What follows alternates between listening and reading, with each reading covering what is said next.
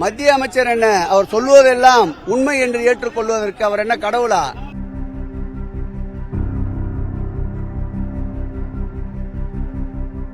அது ஆன்மீக விழாவாக இருந்தாலும் அனைவரும் ஏற்றுக்கொண்டு செல்லலாம். அது ஒரு அரசியல் விழாவாக இருப்பதால் தான் இப்படிப்பட்ட எதிர்ப்புகள் கிளம்புகின்றன.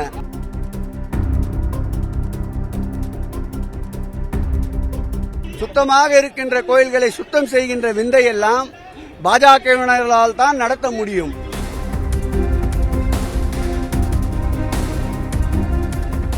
ராமர் கோயில் தொடர்பான சிறப்பு பூஜைகள் நடத்தக்கூடாது நாளிதழில் செய்திகள் இருக்கு. தொடர்ந்து பாஜக தலைவர் அண்ணாமலையும் சரி, மத்திய அமைச்சர் நிர்மலா சீதாராமன் தொடர்ந்து இதோட உண்மைத்தன்மை என்ன? அந்த நாளிதழ்களில் எப்பொழுதுமே இது போன்ற செய்திகளை பரப்புவதை அவர் வாடிக்கையாக வைத்திருக்கிறார்கள். ஆனால் ஒரு உயர்ந்த பொறுப்பிலே இருக்கின்ற மத்திய அமைச்சராக இருப்பவர் எதை பற்றியும் சீர ஆராயாமல் எடுத்தேன் கவித்தேன் என்று ஒரு பேட்டியை தருவது அவர் வகிக்கின்ற பதவிக்கு அழகல்ல. எங்குமே ஒரு இடத்தில் கூட திருக்கோயில்களில் அன்னதானம் வழங்குவதற்கென்று உணவு பாதுகாப்பு துறையால் அனுமதிக்கப்பட்ட உணவுகளை திருக்கோயில் வழங்குவதற்கு தடை இல்லை. அந்த வகையில் தினந்தோறும் நடைபெறுகின்ற பாராயணங்கள், அதேபோல் அடியார் சம்பந்தப்பட்ட அனைத்து வேதங்கள், அனைத்து நிகழ்வுகளும் தொடர்ந்து நடந்து கொண்டிருக்கின்றன. எந்த விதமான தடையும் எதற்கும் விதிக்கப்படவில்லை.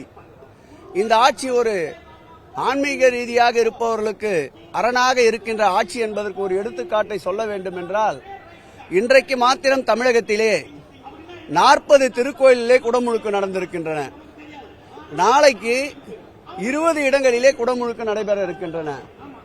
இதுவரையில் தமிழகத்தில் 1270 திருக்கோயில்களுக்கு இந்த ஆட்சி ஏற்பட்ட பிறகு குடமுழுக்கு நடந்திருக்கின்றன.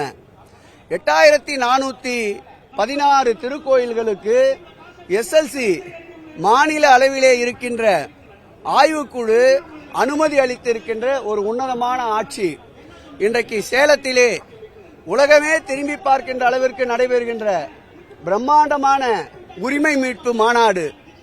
இந்த மாநாட்டினுடைய செய்திகளை திசை திருப்புவதற்காகவும் இறையன்பர்களுக்கு எதிரான இந்த ஆட்சி என்பதை போல் சித்தரிப்பதற்காகவும் இப்படி கங்கணம் கட்டிக்கொண்டு பொய் பிரச்சாரம் செய்வதை நாங்கள் வன்மையாக கண்டிக்கின்றோம்.